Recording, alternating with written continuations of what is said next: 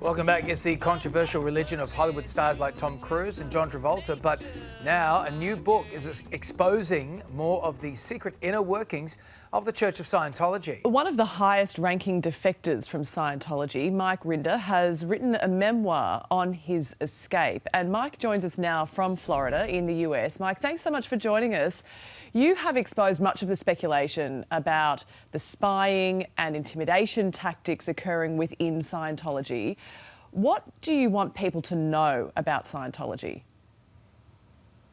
Well, first of all, good morning, and it's lovely to hear some great Australian accents. The first thing I want people to understand is that what is presented to the world about what really goes on in Scientology is a very different state of affairs than what actually happens inside what I call the bubble of Scientology, where there is pretty systematic abuse and taking advantage of people. And while the book is not really an expose, it's really the story of my life, it acts as an expose because of the experiences that I had. And I have tried to explain and detail just what it is like to be inside Scientology and working at the highest levels of the hierarchy of Scientology.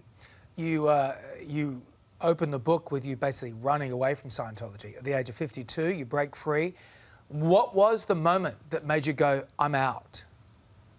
Interestingly, it was a reporter, John Sweeney of the BBC, who I was dealing with, who asked me questions on camera about being physically assaulted by David Miscavige. I told him that they were lies and threatened to sue him, but I knew that they were true and that the people who had told him these things were people who had witnessed these events happening just as I had.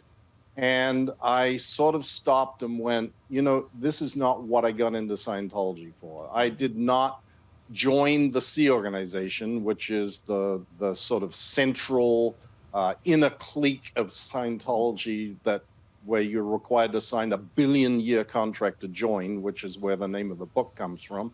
I went, look, this is just not why I became a part of it. There's something wrong.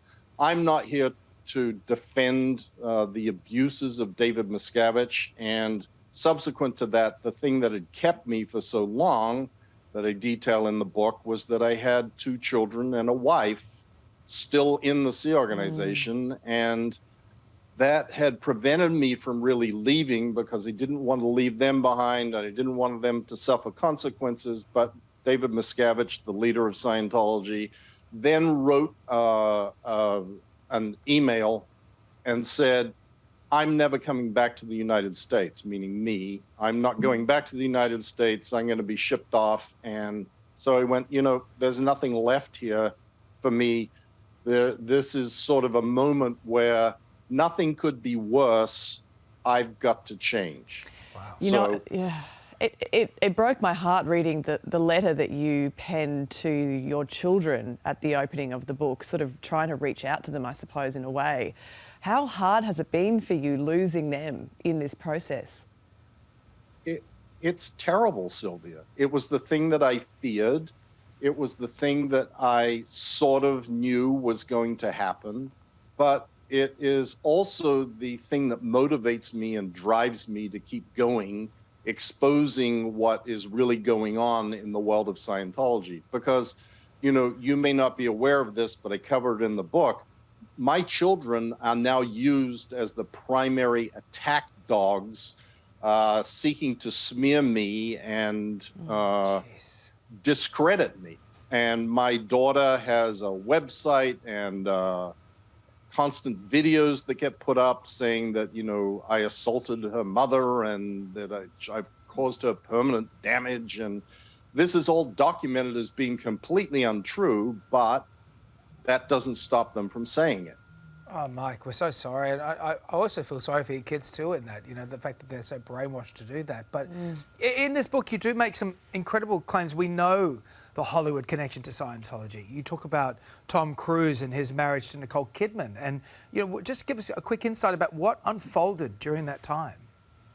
Well, there's the sort of beginning story, which I cover somewhat in the book, of when Tom first met Nicole on the set of Days of Thunder, and then him wanting to get divorced from his original wife, Mimi, who was the one who had gotten him into Scientology. And David Miscavige and another guy by the name of Greg Wilhave helped facilitate that by persuading Mimi that this was going to be the best for Scientology, to bring Nicole into the fold. Then when Nicole, who honestly was always somewhat of an enigma in Scientology because her father is a psychiatrist and that is absolutely forbidden in Scientology. Had she not been Nicole Kidman and the future wife of Tom Cruise, she would not have been allowed to participate in Scientology. But when during the filming of Eyes Wide Shut, they were on a closed set for almost a year, and Tom was drifting further and further away from David Miscavige, his best buddy. The decision was made to basically figure out how to get Tom back into the fold, and that then sort of resulted in Nicole falling away and into disfavor. And, it had been reported earlier, and Marty Rathman, the person who did this, told me that he had been instructed to tap Nicole's phone in order to get information that could be used by Tom in their divorce. Wow.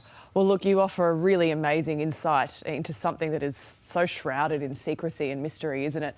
We really appreciate you coming on and joining us today and sharing such a personal story with us, Mike. Thank you for joining us. Oh, you're very welcome.